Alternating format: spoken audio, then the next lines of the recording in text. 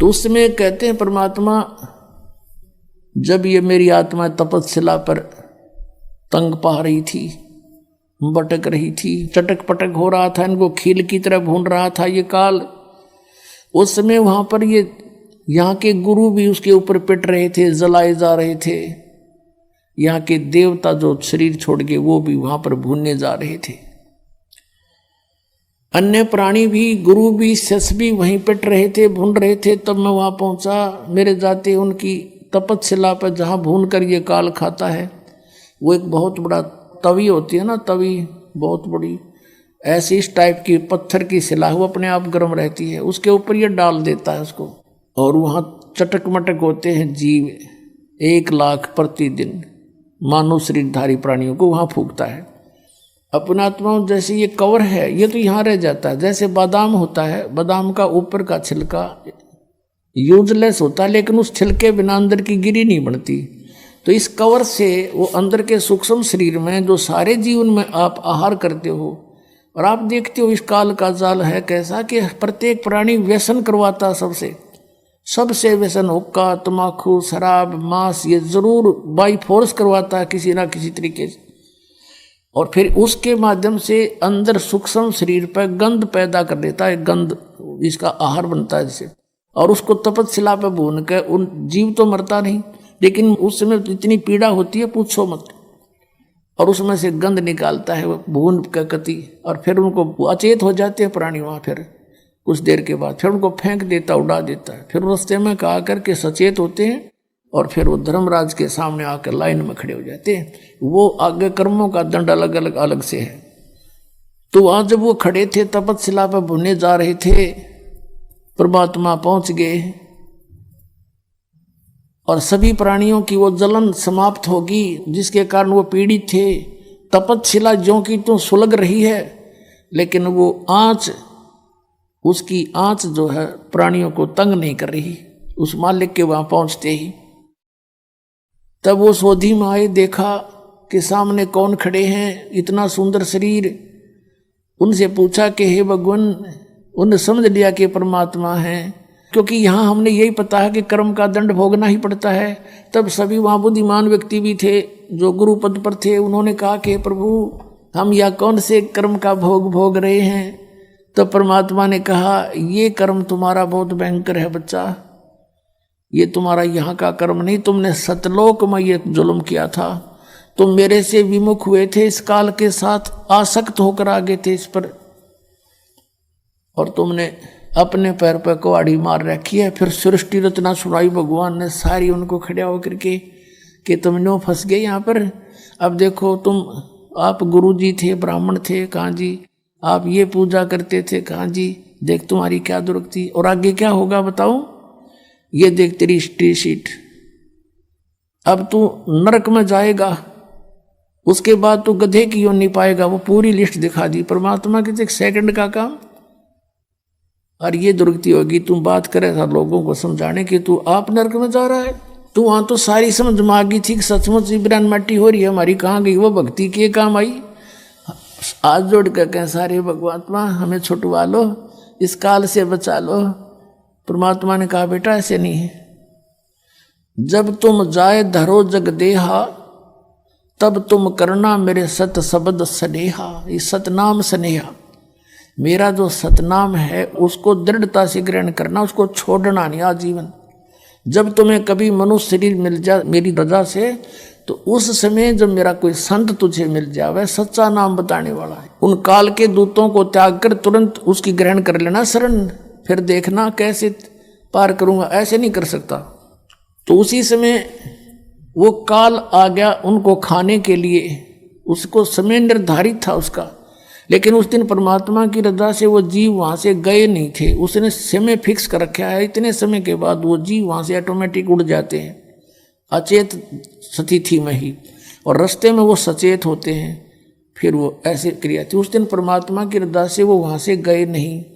परमात्मा ने, कबीर साहब ने कहा कि देखो वो सामने आ रहा तुम्हारा वो काल भगवान, जिसको तुम निराकार निराकार बताते थे, देखो वो आ रहा है, ओछा माथा, लंबे दांत, काला चेहरा, ये देखिए इसका ओरिजिनल रूप। और इसने गीता जी में कहा कि अर्जुन, 7वें अध्याय के 24-25वें श्लोक में कि मैं अपनी योग माया से छुपा रहता हूं, मैं किसी के समक्ष नहीं आता, समक्ष आ जाता कालजा पाट जा सबका। इतना भयंकर चेहरा है इसका। जैसे अर्जुन जैसे योद्धा को इसने बाहर दिखाया था कृष्ण से निकल कर बाहर कि ये है मेरा असली रूप, खान लाग रहा सब ने उसके मुंह में सब जा रहे हैं। अर्जुन से जैसे योद्धा के हाथ पैर कांपने लग गए थे उसको देख कर, तो यो भगवान है जिसको देख कर डर लगे, जिसको देख कर आत्मा प्रसन्न हो, वो है परमात्मा। तो जब वो सामने आया कि देखो तुम निराकार कहते थे, ये है वो तुम्हारा गॉड है। अब कहा कि अब तुम जाओ, अब मेरी रिस्की बात जाएगी यहाँ पे। इतना कहती वो सारे जीव ऑटोमेटिक वहां से आकाश में उड़ गए बहुत ऊंचे, और फिर अपने स्थान पर पहुंच गए जहां उन्होंने जाना था। अब काल ने देखा कि ये जोग जीत कैसे आ गया। परमात्मा ने जोग जीत अपने पुत्र का रूप बना लिया। कहते हैं 100 छल छिद्र मैं करूं अपने जन के काज। इस गंदे लोक में परमात्मा ने भी हमारे लिए इतना कुछ करना पड़ता है हमें निकालने के लिए। अब जोग जीत रूप में ही परमात्मा ने अपने पुत्र के रूप में इस काल को 21 ब्रह्मांड समेत सतलोक से निष्कासित किया था और कहा था ये सुन ले आदेश परमपिता का, निकल जाए यहां से। तो 21 ब्रह्मांड लेकर ये आया था। इसने गलती बहुत की थी वहां पर। दुर्गा इस प्रकृति के साथ दुष्कर्म करना चाहा था। इसने इसके पेट में शरण ले ली थी और परमात्मा ने फिर उस लड़की को इसके पेट से निकाल करके दुर्गा को और इसको दोनों को वहां से 21 ब्रह्मांड समेत भेज दिया था। और दुर्गा को परमात्मा ने हम सब आत्माएं पहले ही दे दी थी उसको बीज रूप में, और वचन शक्ति से उत्पन्न करने का आदेश दे दिया था। तो उसने ये प्रतिशोध लेना चाहा काल ने कि जोग जीत आज फंस गया, मेरे लोक में क्यों आया तो मेरी आज्ञा बिना। और फिर उसको याद आ गया, हो सकता है पिताजी का, परम पिता का कोई आदेश लेकर आया हो। कहा कि पहले तो मुझे तू बता पिता का कोई आदेश है तो, और फिर आज तुझे मैं कूटूंगा, आज तेरी पिटाई करूंगा। तूने मेरे साथ बहुत जुल्म किया था, मुझे वहां से निकाला था, मैं यहां बुरा हाल हो रहा मेरा। तब जोगजीत रूप में परमात्मा ने कहा था कि सुन ले ज्योत निरंजन परमपिता का आदेश मैं किस लिए आया हूं। अरे भले व्यक्ति ये तेरे साथ आ गए, इन के बुरा किया तेरा, ये मेरे बच्चे तेरे साथ आ भी गए तो तेरा के बुरा किया इनने। तो इनके साथ कैसा जुल्म कर रहा है, किसी को गधा बना के घुमा रखा, किसी को कुत्ता बना दिया, टट्टी खा रहा है हैं? और फिर किसी का बेटा मर गया, किसी की बेटी मर गई, किसी की आंख फूट गई, किसी की दोनों टांग कट गई, हाहाकार मचा रखा। तेने कसाई को शर्म आई थोड़ी बहुत? पिताजी ने भेजा हूँ मैं, पिता के आदेश से आया हूँ और नीचे जाऊंगा मैं। तेने परमात्मा का नामो निशान मिटा दिया, भगवान का तो जिक्र भी नहीं करता तू, अपने आप पर बोल बैठा है और तेने सारा झूठा ज्ञान फैला दिया, इनके मूर्ख बना रखा है, इनको सच्चाई से दूर कर दिया।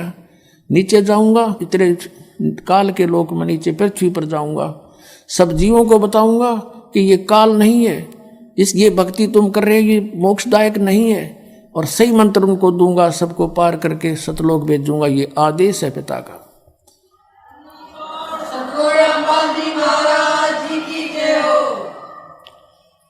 अब उसका तो कालजा कांप गया, काल का कि तो मेरा नाश करेगा, मेरी खेती उजाड़ेगा ये तो, क्योंकि इसने तो हम अपनी खेती बना रखे हैं, गाजर मूली बोया करे जैसे किसी ने पाउडर खावे।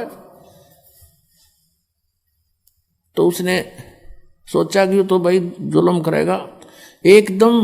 उसके कहते हैं कबीर परमेश्वर बता रहे हैं धर्मदास, मेरे ऊपर ऐसे झपट्टा मारा जैसे बाज मारता है नीचे छोटी चिड़िया के ऊपर।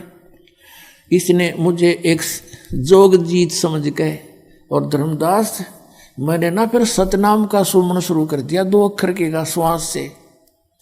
पुणात्मा ये अपने लिए आदेश दे रहे हैं, परमात्मा हमें आगाह कर रहे हैं कि इस सतनाम के श्वास उश्वास के अधिकारी से प्राप्त मंत्र से मैं इतनी शक्ति आ जाती है कि सामने से यु काल भी आ जाता रहे, काल के दूतों का तो जय करे छोड़ दो। इस सुमरण के करने से जैसे फणपति मंत्र सुन राखे फण सकोड़, ऐसे मेरे सतनाम तो यू काल लवे मुंह मोड़े।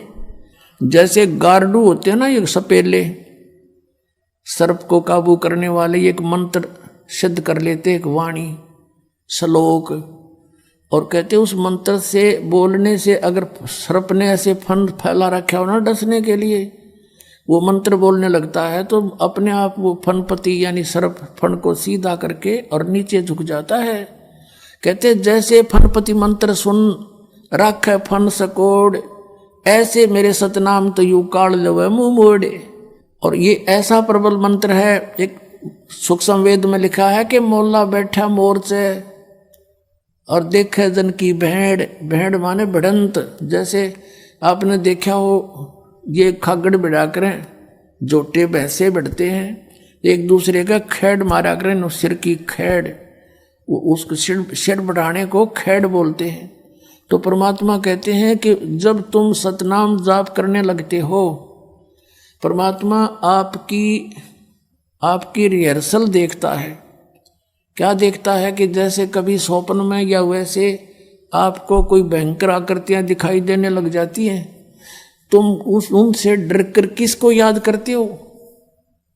यदि आपके अंदर ये आस्था है और भक्ति बढ़ी हुई है, परमात्मा पर विश्वास है इस नाम पर, तो वो तो करेगा सांस का सिमरण, उस मंत्र का श्वास, उस श्वास से 2 अक्षर का, तो उससे क्या होगा, वो भयंकर आकृतियां ऐसे गायब हो जाएंगी जो भागते दिखेंगे, जैसे इनका कोई भाले ठोक दिया हो किसी ने।